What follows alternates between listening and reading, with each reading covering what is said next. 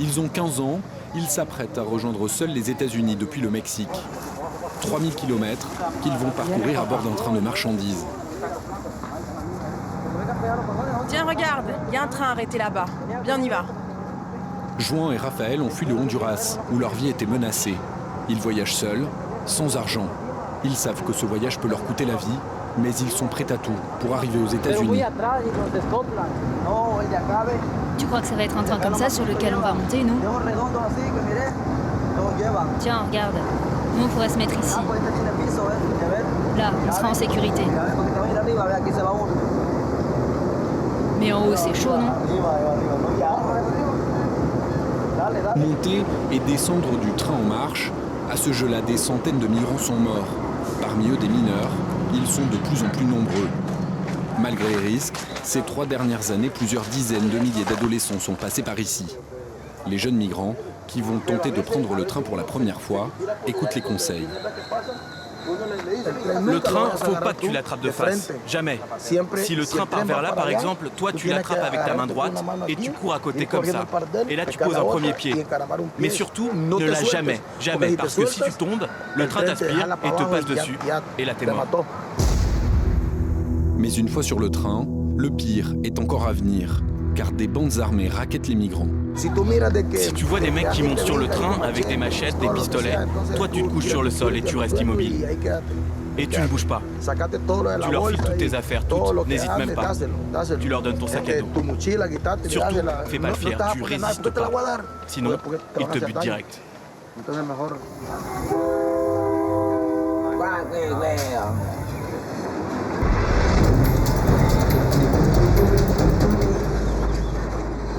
Le train ne passe qu'une fois par jour. La peur se lit dans les regards, l'hésitation, avant le saut qui peut coûter la vie.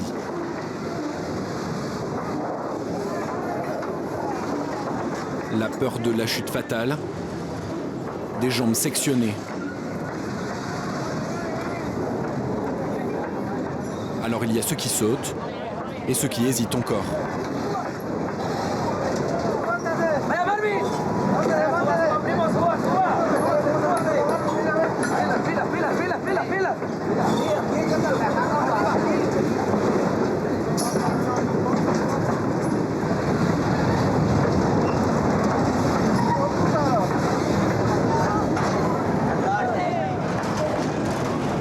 Mais pour ceux qui ne l'ont jamais prise en marche, le train va trop vite. Juan, Raphaël, Anthony et les autres adolescents n'ont pas osé. Trop dangereux.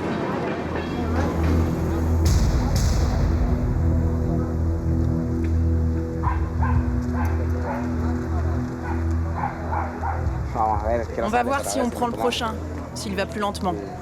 On va devoir attendre encore, mais c'était trop chaud là. Le prochain train sera-t-il le bon? Juan, Raphaël, Anthony et leurs amis arriveront-ils jusqu'aux États-Unis?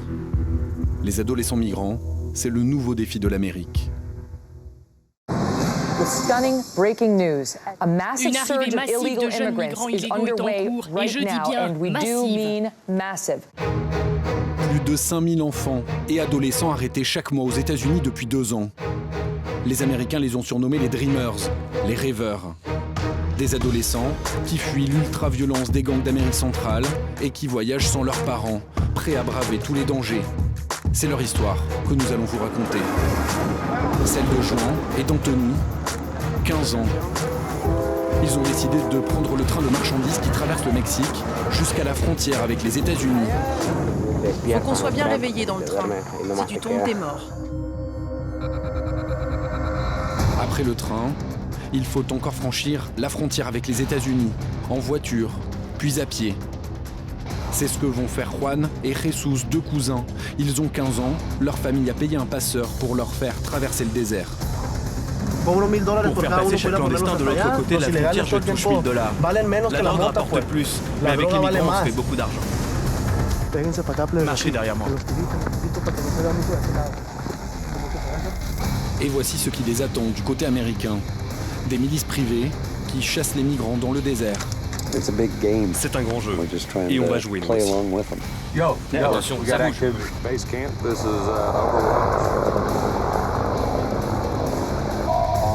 C'est bon, on les a chopés. Quand ils ne sont pas arrêtés, les migrants se perdent et meurent de soif dans le désert, par milliers, dans l'indifférence générale. Les jeunes filles disparaissent, kidnappées, elles sont devenues la proie des passeurs et des cartels mexicains et sombrent, pour certaines, dans la prostitution forcée. Mais pour la première fois, les clandestins qui ont réussi à passer la frontière ont décidé de peser dans la campagne présidentielle américaine. Des millions de latinos sans papier qui réclament ce qu'Obama leur avait promis, sortir de l'illégalité. On n'a plus peur, on va plus laisser faire. Quelle place les Américains vont-ils donner à ces jeunes migrants qui, eux aussi, rêvent d'être rapidement régularisés ?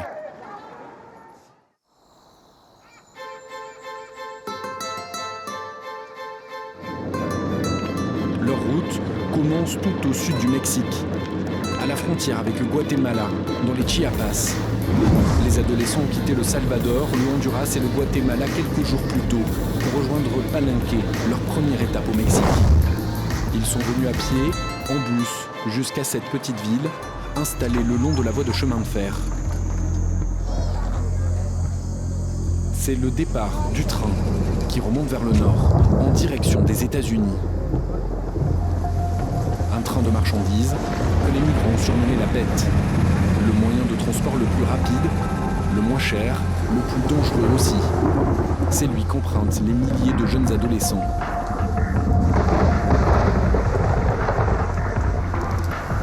Nous les retrouvons ce soir dans cette auberge tenue par des bénévoles qui leur viennent en aide, juste à côté de la voie ferrée. Ils viennent tous du Honduras. Juan, 15 ans, a laissé derrière lui sa mère et son petit frère. Anthony, 15 ans aussi, est menacé de mort par les gangs de sa ville. J'ai d'abord traversé tout le Guatemala. 15 ou 16 heures au moins. J'ai marché jour et nuit pour arriver ici. Depuis la frontière, 2 jours et 1 nuit d'affilée, au moins 25 heures. Chez moi, au Honduras, il y a une guerre de territoire entre les gangs. Ils tuent des familles, des enfants. De ce qui leur plaît, c'est tuer. Des milliers d'adolescents sont passés par ce refuge ces 2 dernières années. Ils y trouvent un peu d'aide et de repos avant de traverser tout le Mexique. Salut maman, c'est moi. T'es où en ce moment? Honnêtement, j'ai trop peur de prendre le train. Mais je vais le faire. J'ai pas le choix. Pas question que je revienne au Honduras. J'ai plus rien à faire là-bas. La seule chose qui me reste là-bas, c'est toi et mon petit frère. C'est tout. Non, ça a coupé. J'ai oublié de lui dire qu'il fallait faire une prière pour moi. Pour que je n'ai plus peur de prendre le train, ça me fait flipper. Ce train, il est trop grand, trop rapide.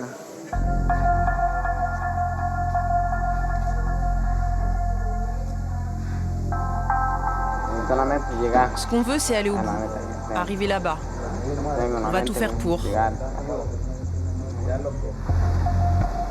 Un train de marchandises doit partir peu avant minuit. Juan, Anthony, Raphaël et leurs nouveaux amis l'attendent. Cette fois, ils ne peuvent pas laisser passer le train sans monter. Ils n'ont plus que 2 euros en poche. Tout à l'heure, j'avais super peur. Mais maintenant, ça va mieux. Avant, j'étais tout seul, mais là, je me suis fait des copains. C'est quand même plus rassurant. Ça motive davantage. Le truc, c'est qu'on ne sait jamais à quelle heure part le train. Mais le prochain, on va l'attraper.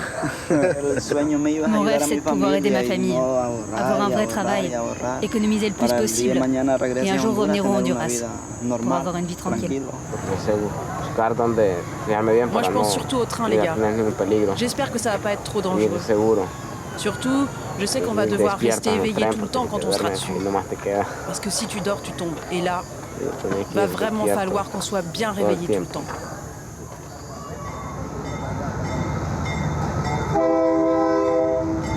Après 5 heures d'attente, leur deuxième chance se présente. La nuit, le train roule moins vite. Les jeunes migrants vont pouvoir monter plus facilement à bord. Je me concentre. Ça va le faire. J'y vais. Je dois rejoindre mes potes.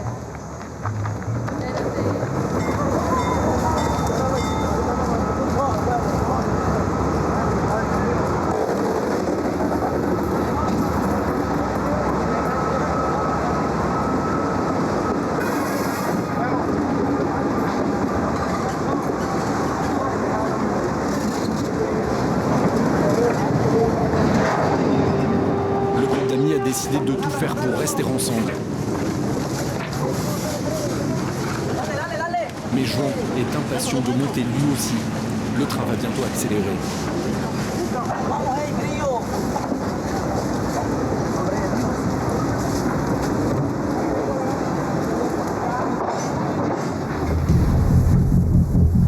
Ce soir, ils ont tous réussi à monter à bord.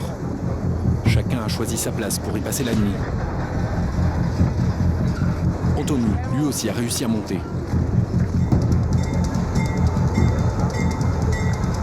À la gare suivante, le train ralentit. Pour l'instant, Juan et ses amis ont réussi à rester groupés. On a réussi, on est à bord, c'est bon. Allez les gars, on avance. Vaut mieux rester ici, c'est plus sûr. Si on monte sur les wagons, c'est trop dangereux, les gars. Ils nous demandent de partir. Notre caméra attire trop l'attention.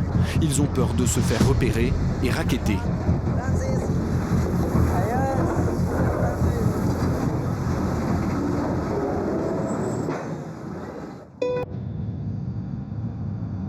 Nous avons convenu de nous retrouver plus au nord, dans l'une des gares où le train de marchandises s'arrête. Il remonte le Mexique en direction de la frontière mexicaine. Mais dans les gares suivantes, aucune trace ni d'Anthony, ni de Juan, ni de leurs copains. Nous suivons la voie de chemin de fer à leur recherche. Des habitants nous disent que leur train a été intercepté par la police mexicaine. Mais personne n'a vu les enfants. Ont-ils réussi à fuir ou ont-ils été arrêtés? À cause de la pression migratoire, depuis plus d'un an, tout le sud du Mexique est sous tension. Les routes sont contrôlées par la police et l'armée. Les États-Unis ont exigé des autorités mexicaines qu'elles interceptent les migrants. Cette année, 11 000 enfants et adolescents qui voyageaient seuls ont été interpellés sur cette route. Un record. Ils sont placés dans des centres de détention provisoires pour mineurs, aujourd'hui bondés et sous haute surveillance.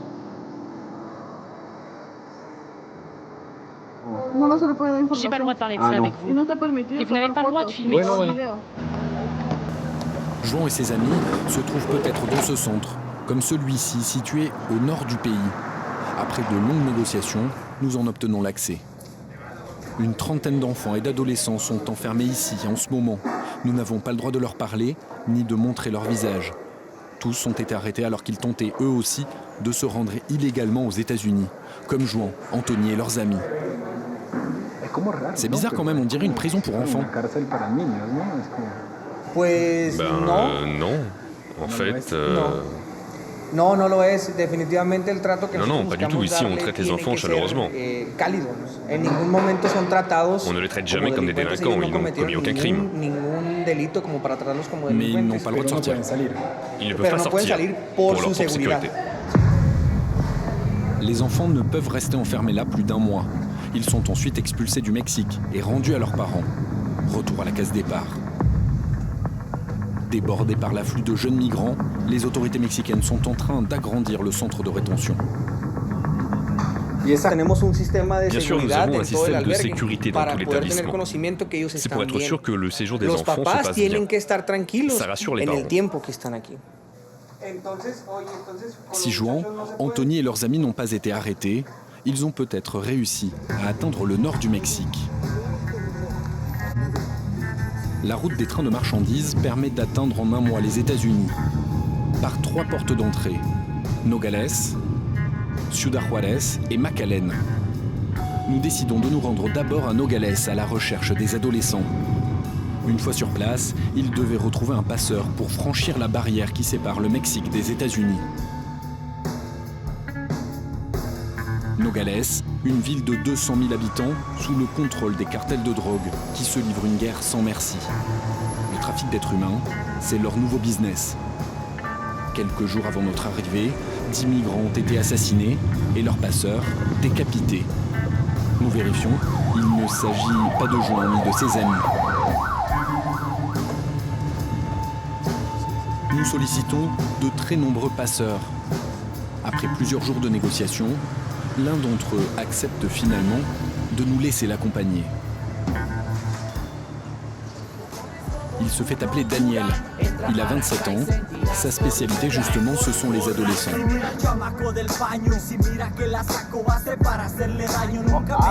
Salut mec, je veux que tu prépares tout le monde, ok? Préparez-vous à partir, j'arrive. Il vient tout juste de sortir de prison, 6 mois derrière les barreaux aux États-Unis, arrêté alors qu'il faisait passer la frontière à des migrants. Ce soir, c'est son retour aux affaires. Il est stressé. Le patron ne me paie qu'une fois les illégaux arrivés à destination aux États-Unis. Pour chaque migrant, je touche $1000. Une fois que les enfants ont retrouvé leurs parents, alors le patron me donne. Cela fait 6 ans que Daniel travaille pour le cartel de Sinaloa, l'un des plus puissants du Mexique. Il peut gagner jusqu'à $10,000 par semaine, car il fait aussi passer de la drogue aux États-Unis. On utilise les mêmes chemins pour les faire passer de l'autre côté. Et c'est le patron qui décide quand passe la drogue et quand passe les illégaux. Souvent la priorité c'est la drogue, alors impossible de passer un seul migrant sous peine de mort. Les illégaux ils attirent l'attention, ils laissent des déchets derrière eux. C'est un bon business, mais les poulets, c'est comme ça qu'on appelle les illégaux. Et bien les poulets, ils rapportent beaucoup moins que la drogue. La marijuana vaut beaucoup plus. La drogue et les migrants rapportent chaque année plus de $3 milliards au cartel de Sinaloa. Jamais à court d'idées pour engranger des profits.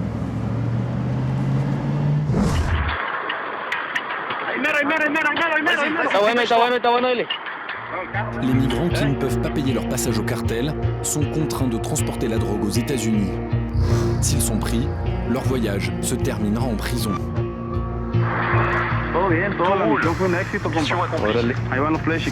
La prison ou la mort.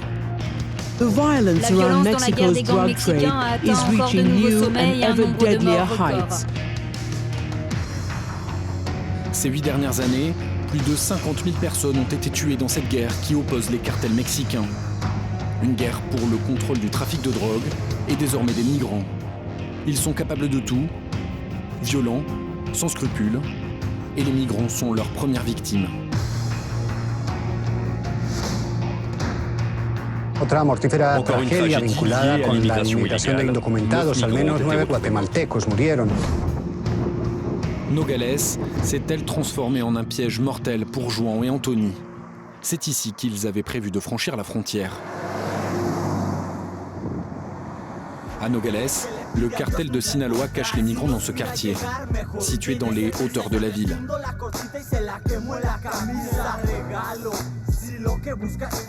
Les migrants sont hébergés ici, dans une planque, juste au bout de cette ruelle. Ils doivent être déjà en train de m'attendre. Mais vous restez ici, c'est trop dangereux. J'y vais seul. Et je reviens avec eux. Ok.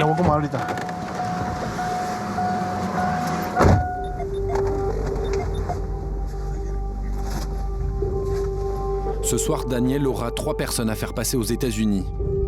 Comme prévu, le cartel lui a confié des mineurs. Allez, tassez-vous à l'arrière tous les 3. On a un peu de route à faire, et ensuite il faudra marcher. Ok? Juan et Jesus sont cousins. Ils ont 15 ans. Ils vont rejoindre leur tante aux États-Unis. Avec Luis, 42 ans, qui part chercher du travail là-bas. Vous allez où, vous 3? Tucson. Et moi à New York. Je vais faire de mon mieux pour que ça marche. Une fois de l'autre côté, une voiture viendra vous récupérer. Elle vous amènera vous cacher dans une maison dans le désert. Et là, on vous emmènera voir vos proches. Allez, on s'arrête vite fait pour préparer les provisions. Toi,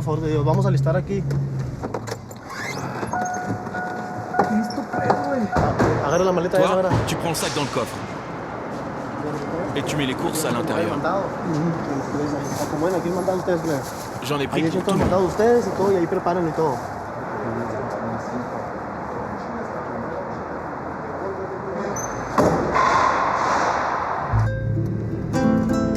Une fois de l'autre côté, s'il est repéré par la police américaine, le groupe risque de devoir rester caché de longues heures dans le désert.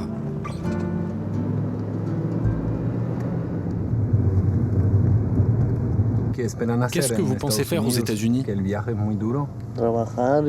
On veut travailler. Là où on habite, il n'y a presque pas de travail. De l'autre côté, on fera n'importe quel boulot. Tout est bon pour gagner de l'argent, vous savez. Va falloir faire gaffe. Là où on va, l'armée et le cartel se sont affrontés aujourd'hui. Et je sais pas comment ça va être quand on y sera. S'il y aura des soldats ou les mecs du cartel. On va bien voir si on arrive à passer. Et s'ils me laissent faire mon boulot.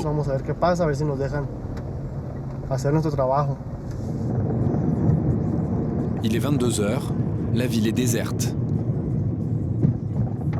Après 1 heure de route, Daniel arrive au point de passage.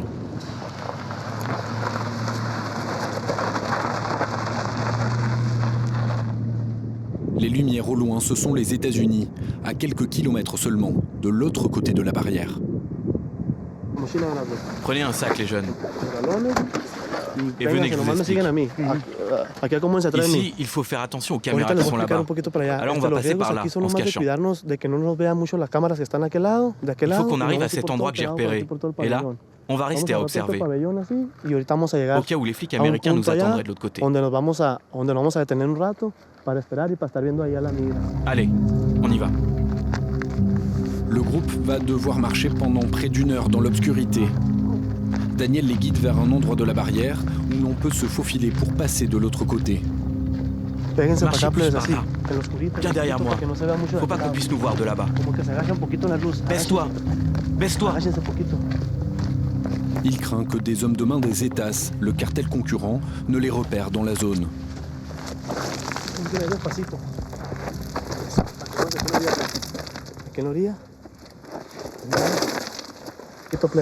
Asseyez-vous.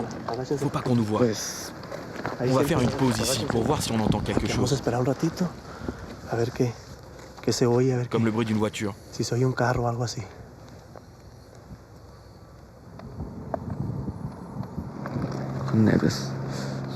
C'est tendu. J'ai peur, franchement. J'espère qu'on va y arriver tous les deux. N'ayez pas peur. Tout va bien, je vous dis. On va pouvoir repartir.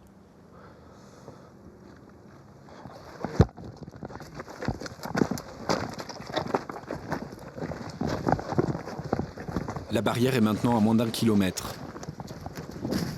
Mais le passeur s'est arrêté. Il est inquiet. Les gars, on va devoir continuer sans vous. Parce qu'il y a des mecs du cartel concurrent là-bas. Et s'ils nous voient ensemble, ils vont nous buter.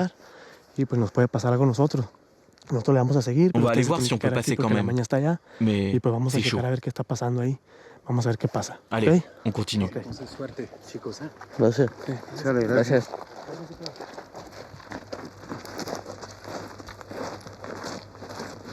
Vont-ils réussir à passer ?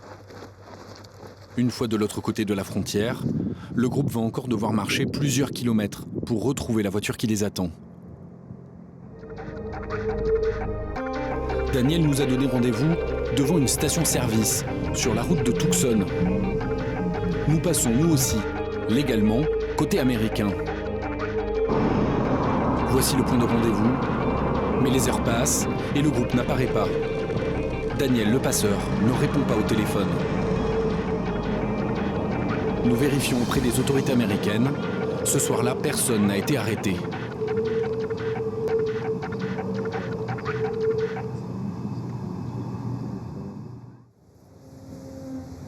Deux jours plus tard, toujours aucune nouvelle des deux cousins Juan et Jesus. Nous avons perdu contact, comme avec Anthony, Juan et leurs amis du train. Se sont-ils perdus dans le désert ? C'est la première hypothèse. Ici, la trace des jeunes migrants sur la route des États-Unis disparaît très vite. Par 45 degrés à l'ombre, il faut avoir beaucoup de chance pour s'en sortir, sans mourir de soif. À moins de tomber sur l'un des bidons, laissés par Eduardo. Il est vide. Eduardo Canales est devenu l'ange gardien des migrants dans la région de Falfurrias. Chaque bouteille sert pour 2 personnes. Depuis 5 ans, ce militant des droits de l'homme sillonne méthodiquement les routes du Sud-Texas. Ici, dans notre région, les migrants ont commencé à mourir de soif dans le désert. Notre priorité aujourd'hui, c'est toujours d'éviter qu'ils continuent de mourir. Des milliers de migrants sont morts ici ces 10 dernières années. Mais personne ne sait combien exactement. Les États frontaliers ne comptabilisent pas les cadavres retrouvés dans le désert. Eduardo nous dit ne pas avoir croisé la route ces dernières 24 heures des 2 cousins que nous suivons. Pourtant, dans son petit bureau, les dossiers affluent. Le dernier, qu'il vient tout juste de recevoir, encore un migrant, retrouvé mort la veille, dans ce désert transformé en cimetière. Voilà ce qu'il en reste.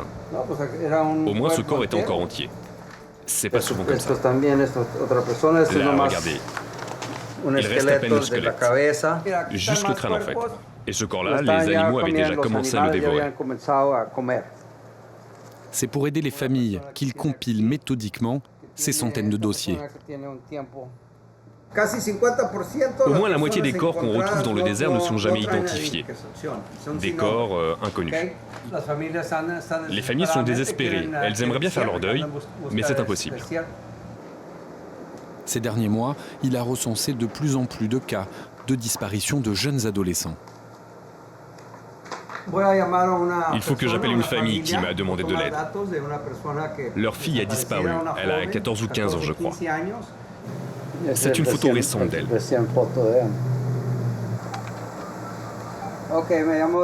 Bonjour, c'est Eduardo Canales.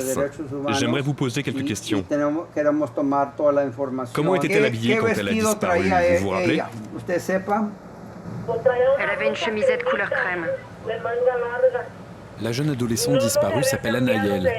Cela fait un mois que sa maman n'a plus de nouvelles. Écoutez, je vais me renseigner pour savoir si je peux trouver quelque chose sur elle dans la région. À très bientôt. C'est très probable que les cartels détiennent la jeune fille quelque part. D'autant plus que sa mère dit que c'était presque une petite femme. Alors ils l'ont peut-être enlevée pour abuser d'elle. Disparue, kidnappée, perdue dans le désert, nous voulons en savoir plus. La maman d'Anaëlle accepte de nous recevoir.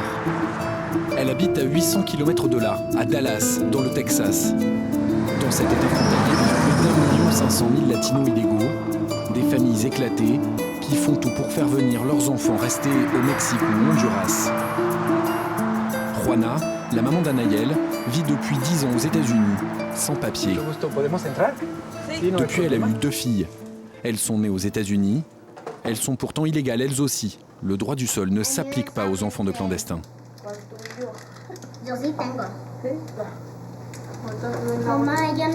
Maman, ma sœur, elle n'a pas de téléphone pour nous appeler? Non, elle n'en a pas. Si j'avais des papiers, je serais allée chercher moi-même ma fille.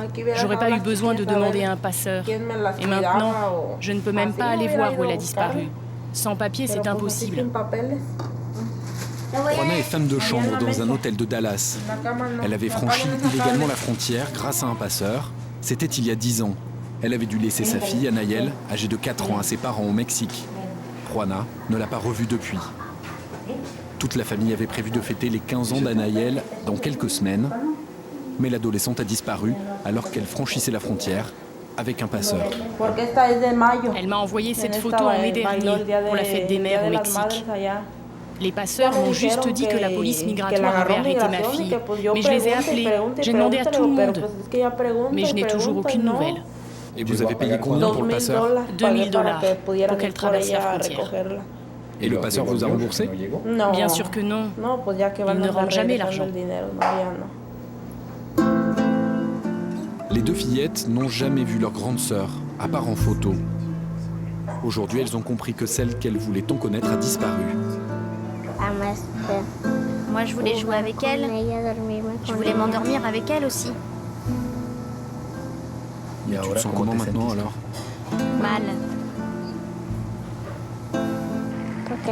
Parce que je voudrais voir ma grande sœur. Et qu'elle s'est perdue. J'espère qu'on va la retrouver.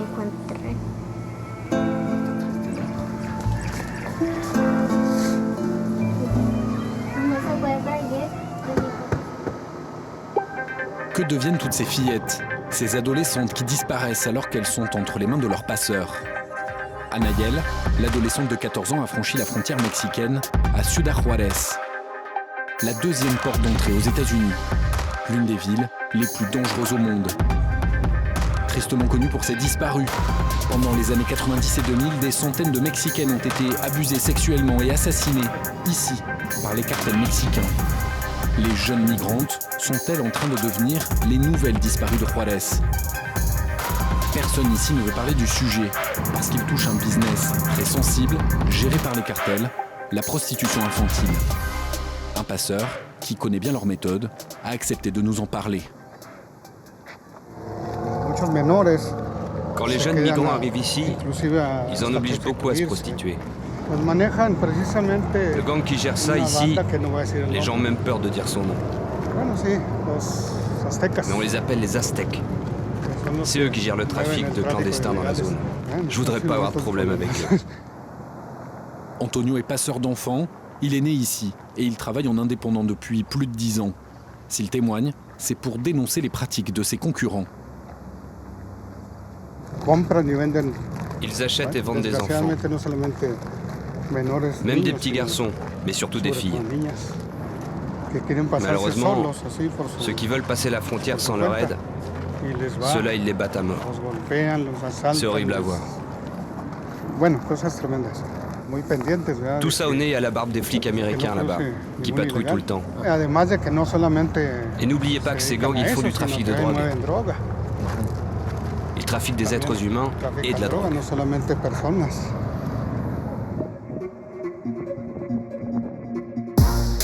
À Ciudad Juárez, près de 1000 femmes ont disparu depuis 2010, dans ces bars tenus par les cartels, condamnés à la prostitution forcée. Combien de migrantes que leurs parents n'oseront jamais venir récupérer? Ciudad Juárez, peut-être la fin du voyage pour la jeune Anaëlle qui aurait disparu ici, alors qu'elle franchissait la frontière. Sa mère l'avait mis entre les mains d'un passeur pour éviter qu'elle ne soit arrêtée par la police des frontières américaines. De l'autre côté du mur, aux États-Unis, les patrouilles sont incessantes.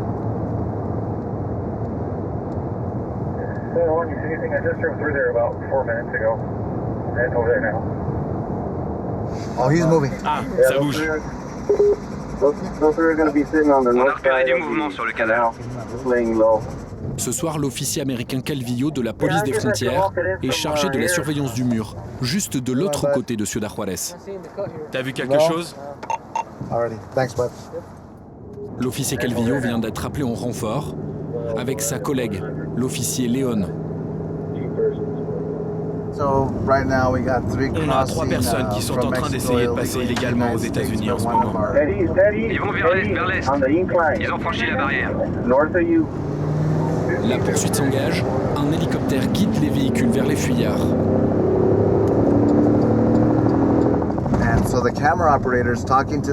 On a aussi un opérateur caméra qui renseigne les agents sur le terrain. Il a une caméra à vision nocturne. C'est bon. Ils viennent de les interpeller. Regardez, ils avaient déjà franchi la 2e barrière. La barrière, en fait, ne sert qu'à ralentir ceux qui veulent venir ici. Ça nous permet juste de gagner un peu de temps et d'arriver à les interpeller. Une barrière qui ne sert qu'à ralentir les migrants et leurs passeurs, mais dont la construction a tout de même coûté plus de 4 millions de dollars le kilomètre, surveillée 24 heures sur 24 par 20 000 agents de la police frontalière.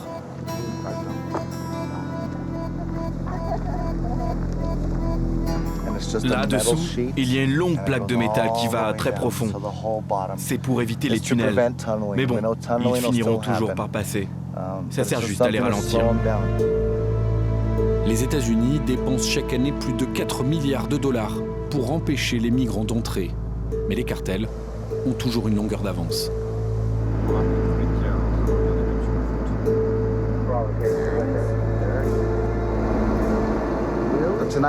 Ce soir, ça va, ça vient. Il y a pas mal de trafic, ça n'arrête jamais en fait. Le problème, c'est qu'ils ont des maisons près de la barrière qui leur servent de planque. S'ils arrivent à franchir rapidement la frontière, ils peuvent aller s'y cacher. Et là, on est battus.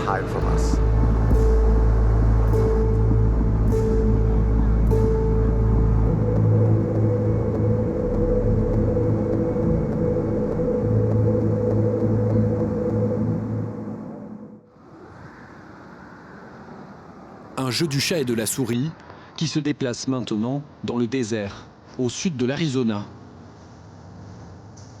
Aujourd'hui, c'est l'ouverture de la chasse. Mais ce ne sont pas des animaux que Tim Foley vient traquer, mais des migrants. C'est le chef d'une petite milice d'extrême droite. 3 fois par an, il organise une opération paramilitaire dans la région pour intercepter les migrants. Plus d'une vingtaine de volontaires ont répondu à son appel. Ils viennent de tout le pays pour 3 jours d'opération éclair sur la frontière.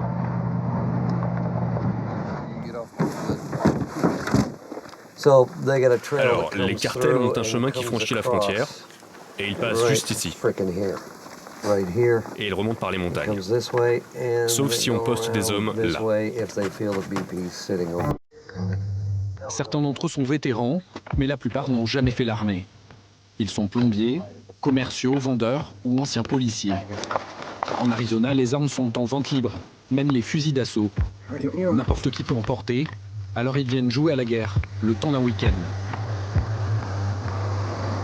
Regardez, c'est bientôt les vacances, alors la police migratoire quitte la zone pour aller se reposer. Mais nous, on est là, pour faire la différence. On a l'impression qu'il faut pas en guerre, là. C'est la guerre, mec. Une guerre contre les cartels.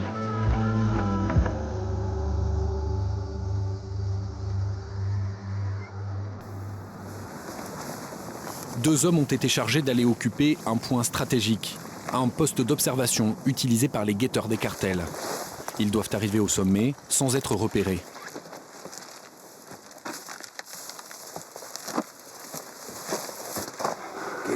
À couvert! Mettez-vous à couvert! Au loin, c'est le Mexique. Les sommets des montagnes sont utilisés par les guetteurs pour surveiller la région et guider par radio le passage des mules et des migrants. Regardez, ils ont laissé des sacs à dos. Et là, dans ce trou, il y en a encore plus. Des couvertures, des bouteilles d'eau, d'autres sacs. Ils se cachent ici et personne ne peut les voir. La police migratoire ne vient jamais jusqu'ici. Les sommets de ces montagnes forment un vrai réseau de postes d'observation. C'est dingue. Mais il suffirait au gouvernement de faire la même chose que nous, pour les en empêcher. Hey, mec, ça bouge. Observateur à camp de base. Vous me recevez? On a repéré une Jeep qui est en train d'entrer dans votre zone. Le conducteur est habillé en civil. Je suis sûr qu'il est chargé d'approvisionner le cartel en eau et en nourriture, en couverture, en tortillas, tout ce qu'il faut pour rester sur place 2 semaines. Observateur à camp de base.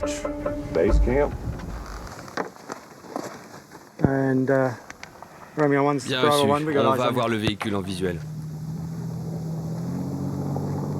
Mais bizarrement, Steven, pilote de ligne dans la ville, n'a pas l'air d'avoir très envie de se risquer à intercepter un véhicule même suspect. Qu'est-ce qui s'est passé?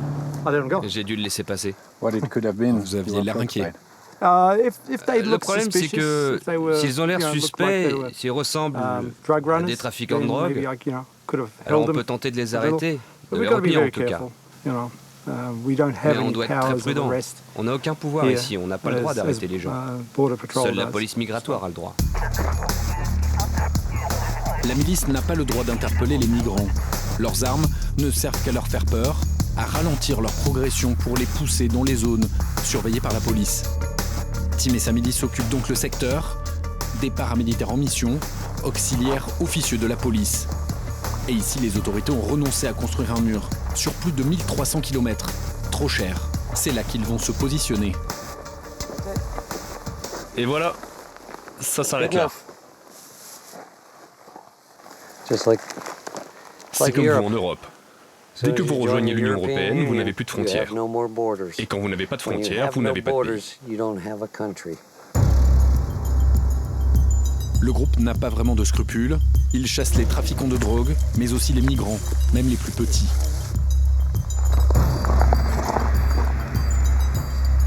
Ça, c'est une taille enfant, je pense. 5 ou 6 ans a priori. C'est des conditions très dures pour eux. C'est un pari. Ça leur prend au moins 5 jours pour traverser le désert. Donc si nous arrivons à les obliger à ralentir, ils vont commencer à épuiser leurs provisions. Et ils n'arriveront pas. Mais voilà à quoi sert l'argent des contribuables américains. Retour au camp, l'autre équipe a justement trouvé de l'eau et de la nourriture destinée aux migrants. En leur volant leurs provisions, la milice espère les affamer pour les contraindre à se rendre. C'était dans ces sacs. Qu'est-ce qui est attaché? On appelle ça des chaussures tapis. C'est pour ne pas laisser de traces. Regardez, ils ont de tout, même des tortillas. Mais s'ils ne peuvent pas manger, ils vont avoir faim. On peut passer 3 jours sans nourriture, mais pas sans eau. Ils ont même des caramels. C'est bon en plus. La traque vient de reprendre. Le groupe pense avoir aperçu 2 silhouettes. J'ai vu quelqu'un debout, là-bas, qui nous regardait. Puis j'en ai vu un autre. Donc vous les observez pendant qu'ils vous observent. La police frontalière a elle aussi repéré des mouvements suspects. L'un de ces hélicoptères est déjà là. Pour repérer les migrants cachés sous les arbres, le pilote passe au ras du sol. Le souffle du rotor est si puissant que personne ne peut rester dessous, immobile. L'hélicoptère finit par faire sortir sa proie de sa cachette.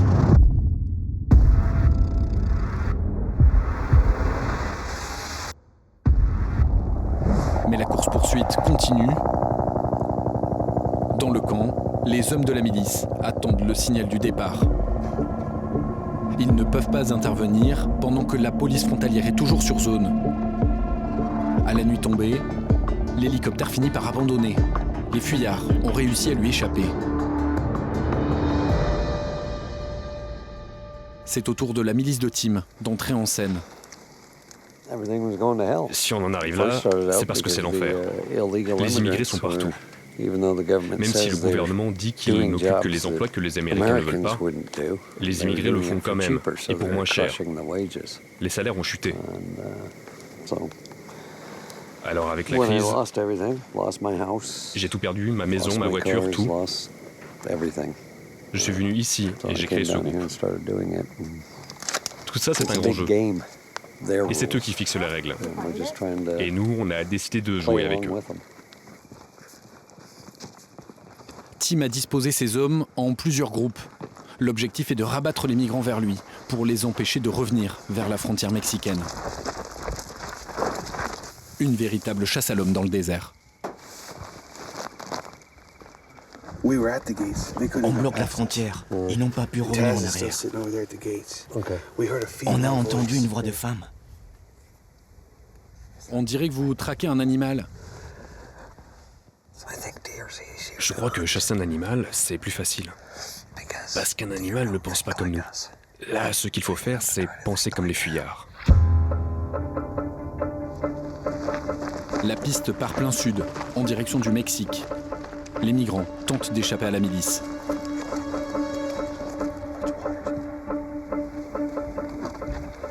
Ouais, ils étaient là il y a peu de temps.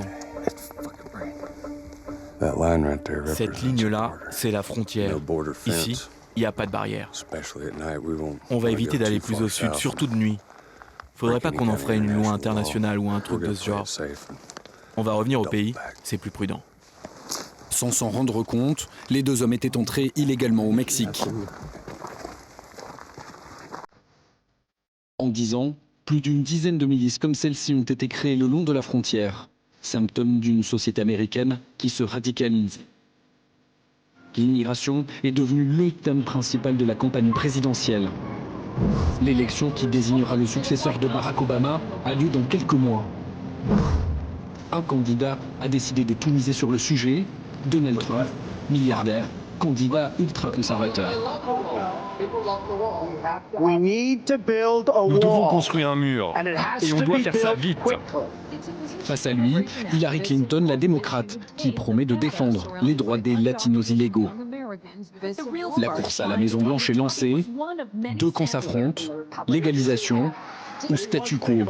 Le sort des 11 millions de latinos illégaux qui vivent aux États-Unis est au cœur des débats.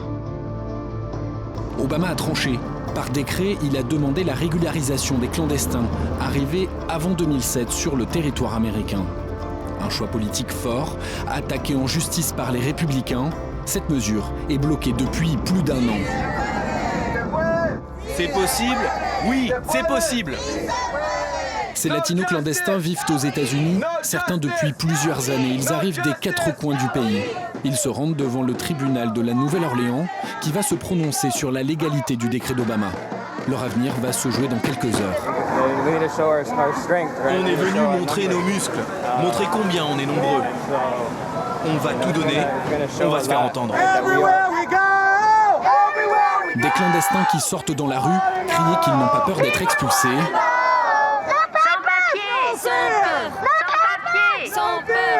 Ça n'a l'air de rien, mais c'est une première dans l'histoire des États-Unis. Ce jugement va peut-être changer la vie de ses parents et de leurs enfants, tous illégaux, comme John, 9 ans, et Felipe, son papa. Ils vivent en Californie, ils ont parcouru plus de 3000 km pour venir manifester. John est né aux États-Unis, mais il n'a pas de papier, car son père est clandestin. Même si on n'a pas de papier, on n'a pas peur, parce qu'on sait qu'on va finir par gagner. On ne va plus se laisser faire maintenant. Sachez-le, on n'a plus peur. C'est important de se battre, parce qu'on a tout le temps peur de se faire arrêter par la police. Ils veulent se faire entendre des juges à l'intérieur du tribunal.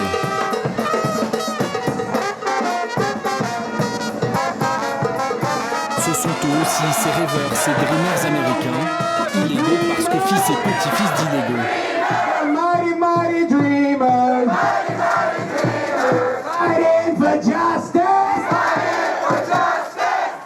Après 4 heures d'attente, fin de l'audience. Les juges ont confirmé le blocage du décret. Les républicains ont gagné cette nouvelle manche. Écoutez-moi d'abord. Nous allons faire appel de la décision des juges pour que chaque personne qui travaille, qui a une famille dans ce pays, puisse rester ici, légalement, avec nous.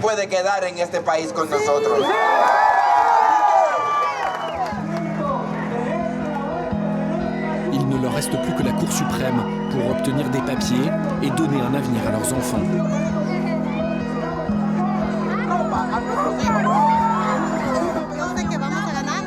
On finira par gagner. On ira jusqu'à la Cour suprême s'il le faut. On ira jusqu'au bout et on gagnera. On le mérite bien. On travaille dur pour y arriver. Continuez, ne vous découragez pas. Venez aux États-Unis. C'est un bon endroit pour vivre. Même si ça doit vous prendre une éternité pour y arriver, pour avoir vos papiers, tentez votre chance.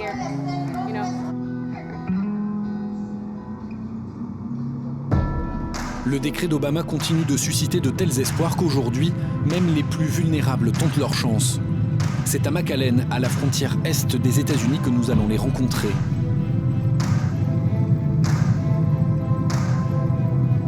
Des femmes enceintes, des mères et leurs tout jeunes enfants. Des centaines par jour qui franchissent la frontière dans le but de se faire arrêter. Elles viennent toutes d'Amérique centrale. Elles ont été interpellées quelques jours avant, alors qu'elles tentaient d'entrer illégalement aux États-Unis. J'ai dû traverser le fleuve pour passer la frontière. Et une voiture de la police migratoire nous a arrêtés. Avec ma fille, on n'en pouvait plus. Maintenant, on va à New York, rejoindre mon mari qui nous attend. Clélia est partie il y a 1 mois du Salvador. Si elle est libre aujourd'hui, c'est parce qu'aux États-Unis, la loi interdit qu'une mère et son enfant en bas âge soient enfermés dans un centre de rétention. Mais leur liberté a un prix. C'est la dernière mesure en date prise par les autorités américaines. Un bracelet électronique. Toutes les mamans en portent. C'est pour nous obliger à nous présenter au juge et pour qu'il sache exactement où on va et si on sort de notre ville de résidence. Alors il se met à faire du bruit. Avec ça au pied, j'ai l'impression que j'ai fait quelque chose de mal. On va me surveiller tout le temps et finir par m'arrêter. Tenter de contrôler le flux migratoire grâce à des bracelets électroniques, c'est une première mondiale. Clélia, comme les autres mères, font partie de la première génération d'illégaux traçables, des immigrés en sursis, localisables à n'importe quel moment par GPS. Mais Clélia a gagné un répit. Une nouvelle vie commence. Ma fille va pouvoir étudier, apprendre l'anglais. C'est une nouvelle chance pour nous. Elle part pour New York, rejoindre son mari, illégal lui aussi. Clélia arrivera-t-elle à rester aux États-Unis avec sa fille? Quelques semaines plus tard, elle a repris contact avec nous. Elle a réussi à rejoindre son mari. Ils habitent dans la banlieue de New York. Nous décidons d'aller les retrouver.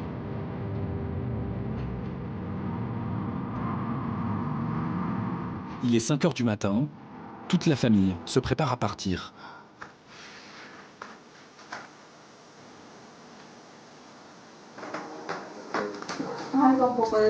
Désolée, je suis encore un peu endormie. Je n'ai pas fermé l'œil de la nuit. J'espère que tout va bien se passer avec l'avocat. Clélia va savoir aujourd'hui si elle a le droit de rester aux États-Unis.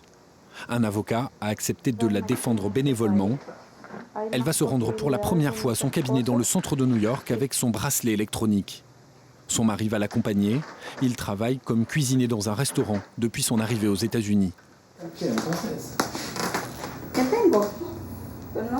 Je n'ai pas réussi à le charger complètement cette nuit. Je vais devoir prendre le câble. C'est dur de l'avoir traitée comme ça. Ça signifie qu'à n'importe quel moment, elle peut être renvoyée au Salvador. Mais j'espère de tout cœur qu'elle reste avec nous.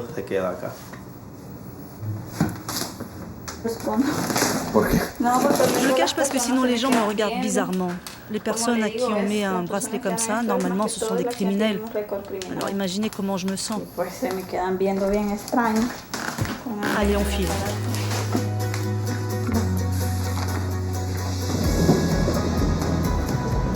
Direction Manhattan, au cœur de New York. Son bracelet électronique à la cheville. Il est 7h30, New York s'éveille. Et sa nouvelle vie, légale, semble presque à portée de main.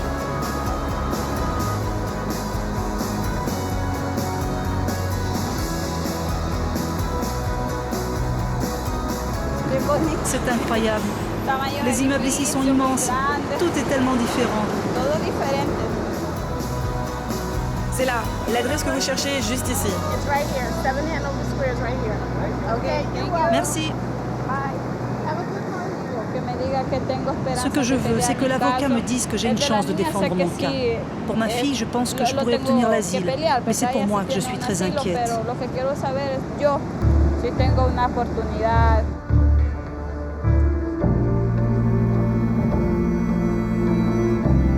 Le jeune avocat qui la défend a reçu l'avis de la justice américaine sur son dossier.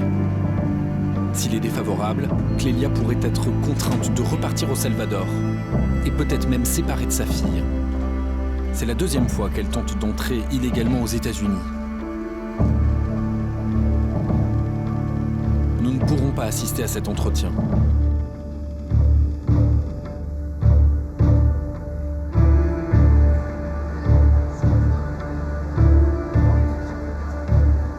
« 40 minutes plus tard, Clélia sort. Les nouvelles ne sont pas bonnes. L'avocat m'a dit qu'on peut m'expulser à n'importe quel moment maintenant. La décision est tombée. Mais j'ai peut-être une chance grâce à ma fille. Je vais demander l'asile pour elle. La loi ici fait qu'elle ne peut pas rester sans sa mère. Alors ça me laisse une chance qu'il ne m'expulse pas. Mais ça va être très dur. Je suis dégoûté. C'est dur, vous savez. Mais on va se battre. Si Dieu veut, on y arrivera.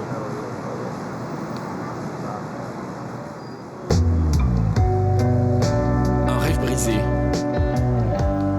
De nouveau. L'année dernière, les États-Unis ont renvoyé dans leur pays plus de 230 000 étrangers illégaux. Quelques mois plus tard, Clélia était toujours à New York avec son mari, sa fille et son bracelet électronique. Elle n'avait pas encore reçu son avis d'expulsion. Juan et Anthony, dont nous avions perdu la trace sur le train au Mexique, sont bien vivants. Ils ont été arrêtés en remontant vers le nord. Ils sont revenus au Honduras et tenteront leur chance une nouvelle fois. La maman d'Anaël est toujours sans nouvelles de sa fille, disparue à Ciudad Juárez.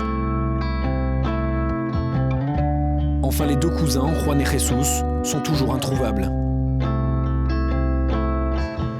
Il y a eu plus de 130 000 enfants et adolescents migrants arrêtés aux États-Unis ces 2 dernières années.